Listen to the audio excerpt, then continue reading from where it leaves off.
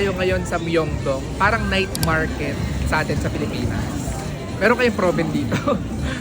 Ang lamig, it's negative 10, feels like negative 12 degrees. So, ano tawag dito? Hindi ko alam. Fish cake. Fish cake, rice cake. How much is This one 2,000. 2,000 won. Ay, how much? How much? 2,000 won. So ito, makakatikim tayo ng talagang galing dito sa South Korea. Uy, magbayad ka muna. Oo nga. Hindi, mamaya. Pwede mamaya. Iba talaga pag authentic. Sarap. So ina-try naman natin yung egg bread. Sabi na dito 2,000. 1, 2, 3, 4, 5. Parang Pakita mo muna. egg yolk and syempre yung itlog mismo na puti. Ganun.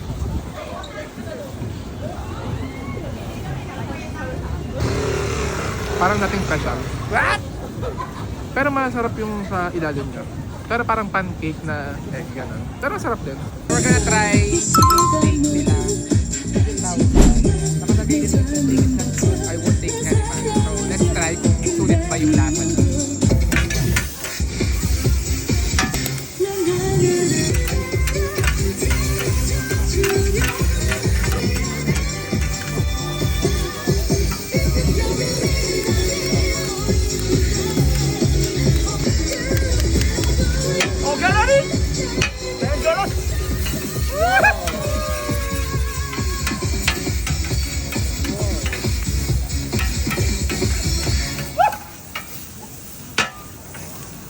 Bebak.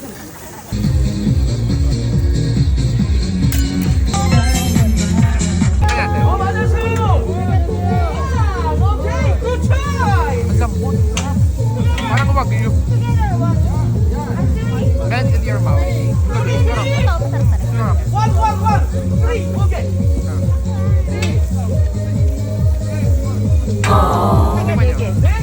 piece for now. Kuya. Susubukan naman natin to taiyaki. How do you pronounce this? Taiyaki. Taiyaki. We're gonna try red bean. One.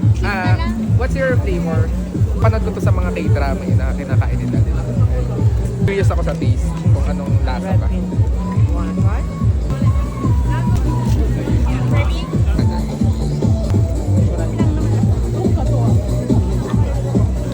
Sarap niya, para siyang like halong kopya. Tapos para siyang yung croissant, malalasahan mo pa rin yung parang layer na crispy yung outside. Ganun. Sarap. Ayoko din. Hindi.